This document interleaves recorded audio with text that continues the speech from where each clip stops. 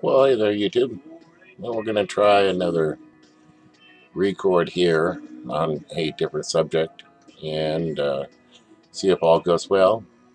It just was not liking the upload I was trying to do for the last day, but here we are. I did a live update to try to give you some system status updates on what's going on, and we'll see how this one goes. But I wanted to touch on some news that's out there. We had a 6.8 to 6.5 earthquake that happened out in Baja. Now, I was born and raised out there in California, and I'd be interested to know. See, it looked like it was on the eastern side of the San Andreas fault line there that runs down even under the Baja Gulf there. And if that is the case, the subduction and the quakes usually happen on the west side. So the plates are moving. So I'd be interested to know in which direction that plate slipped. So that's a very interesting location for an earthquake, actually. So actually, I would see that you would see swarming there and moving up to the Salton Sea area. Beware those towns out there like Blythe. There's a little town of about 900 people called Palo Verde out there in the middle of the desert. That's right in that location, right on the border there in Imperial County. So that county should be on the lookout for quakes swarming, I would think. And we know about the Salton Sea becoming volcanic, and it's just right in that region. So if there's no plate slippage, I'd be wondering if that was more of a volcanic nature for the quake. Um, Also, very telling, if you go out to solarham.net, I'm not affiliated with them whatsoever, uh, but looks like all is real eerily quiet there after the CMEs that we've had for the last couple of days, and a lot of solar radiation management being rolled out all across the United States. I mean, if you were to go look at the satellite moisture maps, you can see that most of the United States is covered in a storm of some sort. And so we know that those programs never suffered anything under the government shutdown, I bet you. Um, we'll ask, well, why would they be doing it now if this is not the kill shot? Well, they don't know how to get it right if that shot were to ever occur. Another thing I wanted to touch on was we got comet ice, and is it a distraction? It's something to look at. It's something to study, I think. And even if it's it's common of the century to look at, is it going to cause catastrophe? Who knows?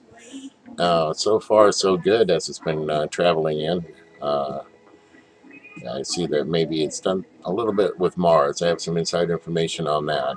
Um, I received some photographs that are very, very neat. What happened there actually on Mars, and so the Western effect there. Uh, yeah, maybe I'll gather those photos and show them later. I just need to get permission of the owner to do so. But they were given to me uh, to see.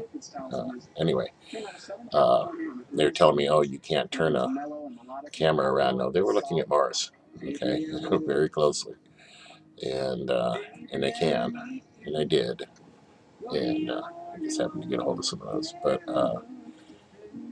so far, this is intellectual property of the owner, and don't want to violate that in any way.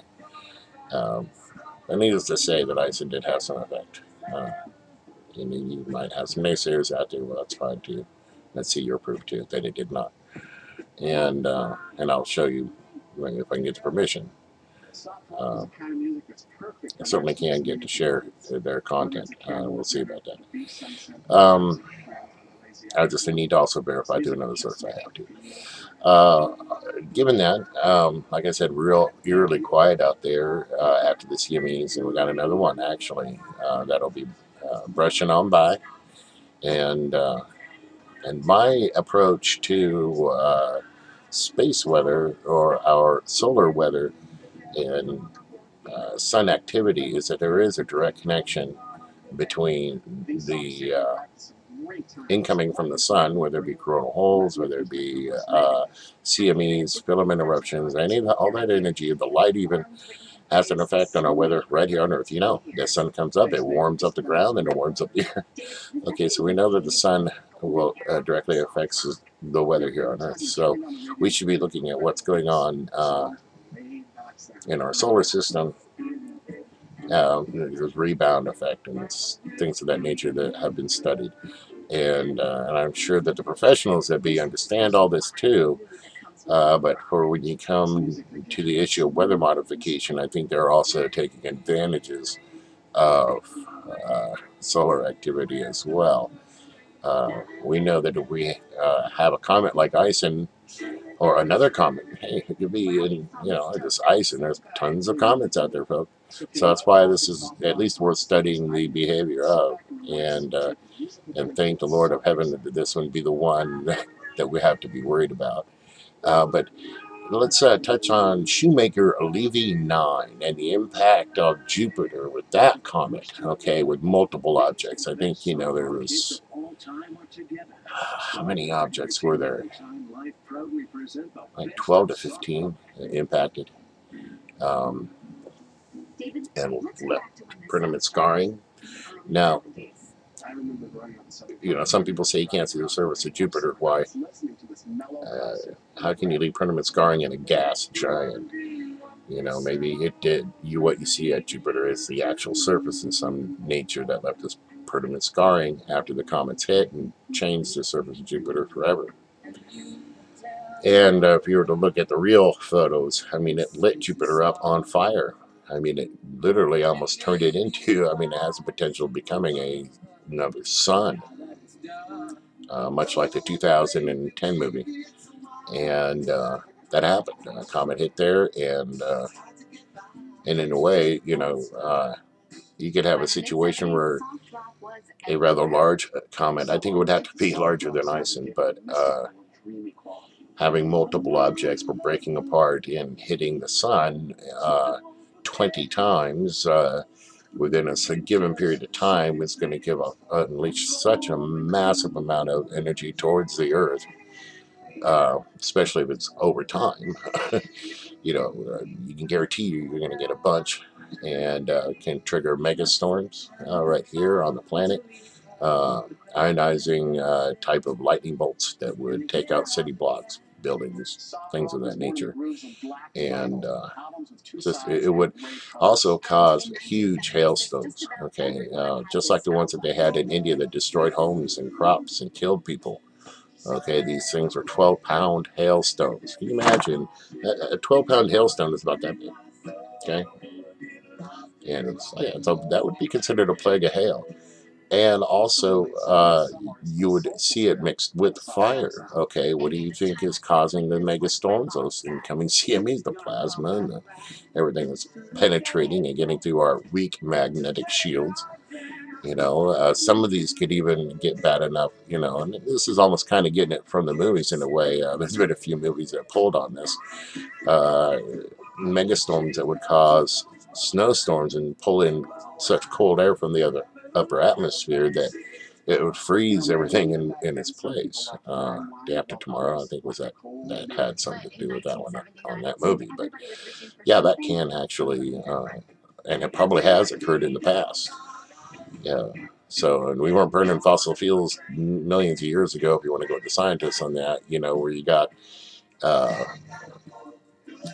animals frozen in their place with the food in their mouths, where they found the frozen carcasses of some of these woolly mammoths. So, you could be looking at a potential situation like that again. But also, mixed with fire, you have on one side that's, depending on the axis of the Earth and how this energy comes in, you'd have fire on one side and ice on the other. It could happen that way. And it doesn't have to be the ultimate extreme. Everybody thinks that, okay, the ultimate worst case scenario doesn't happen, nothing else matters. And, even medium case scenarios could cause us to be set back hundreds of years, even in some places of the world. because once technology goes and some modern conveniences go in some parts of the planet, you're talking going back to the village days, and their culture would irreparably not be like what's going on in Japan right now. That whole island's dying, uh, that island's dead, and it's going to kill the rest of us eventually. They're not going to get Fukushima under control. It's physically impossible. My solution, and I can only think of dropping a bunker buster and hydrogen bomb and just frying it now. And if you want to dump more nuclear waste there in the future, go right ahead. Use that one area, but at least it'll get rid of your major problems and save trillions of dollars, I think, and probably billions of lives over time. Okay, yeah, I can think of at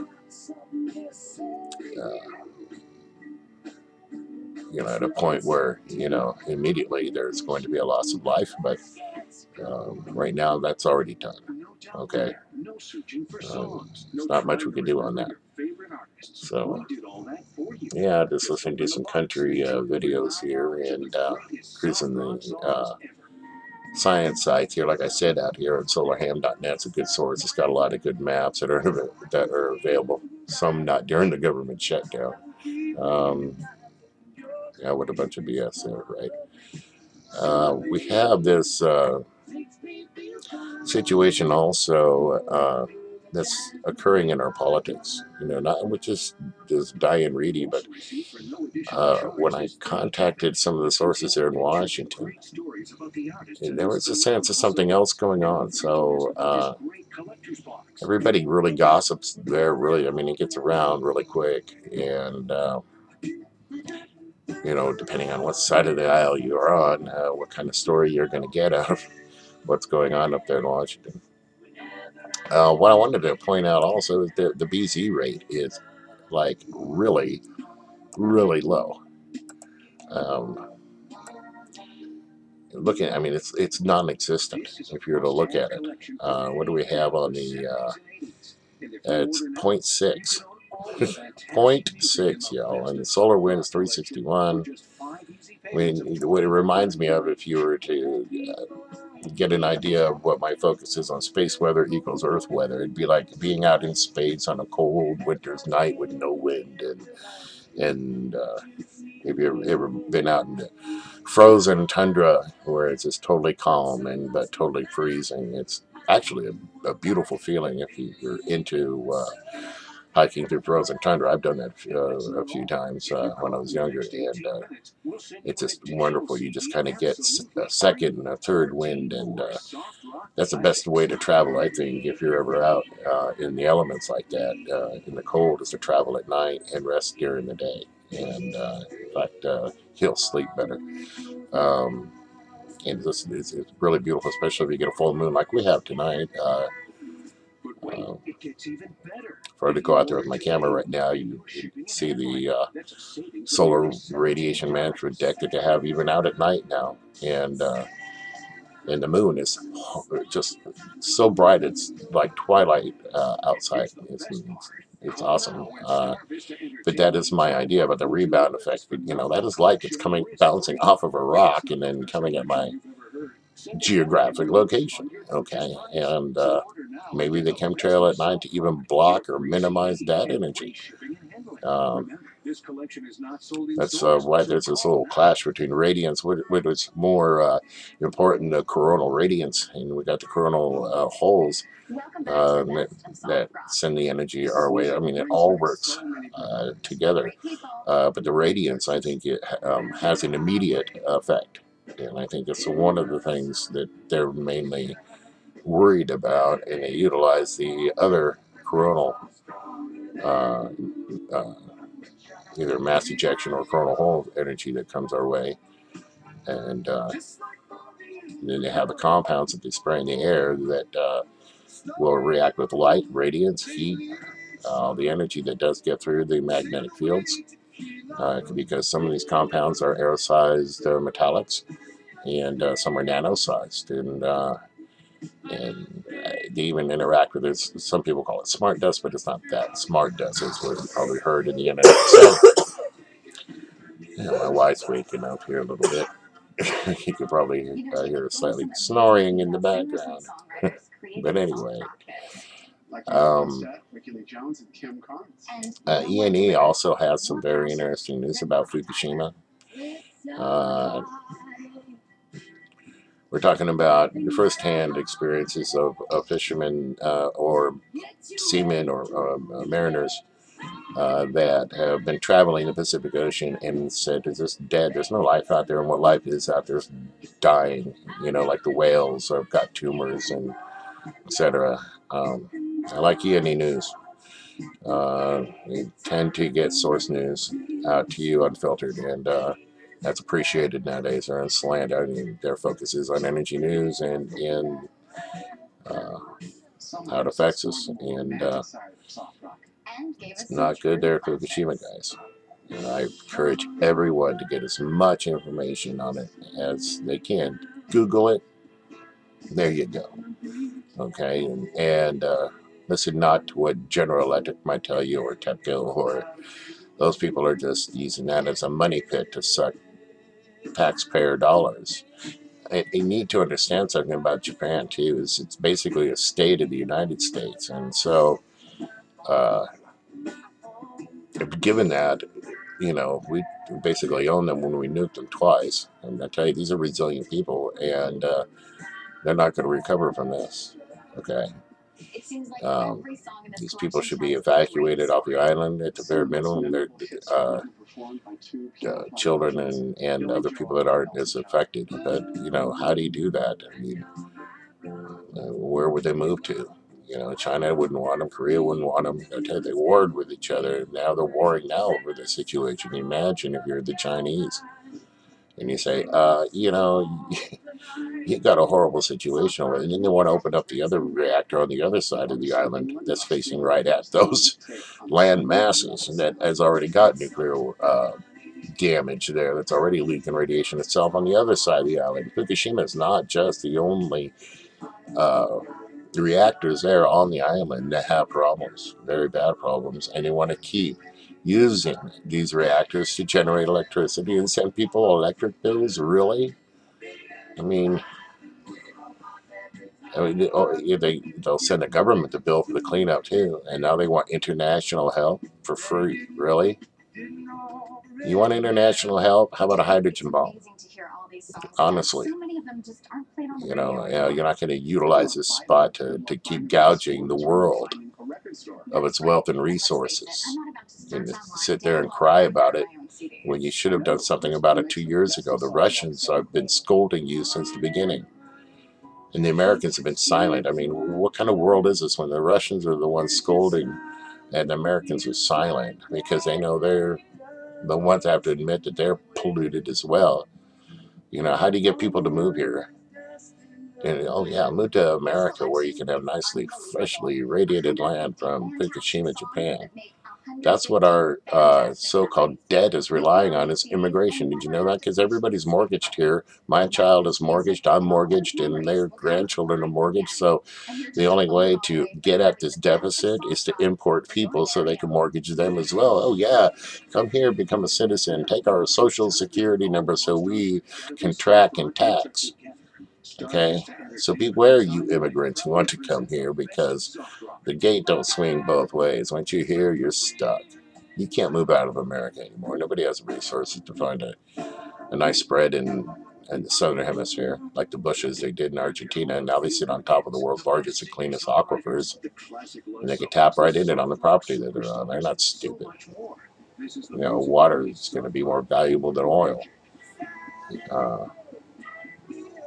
you know, where can you find the free water nowadays that's clean? You know, not,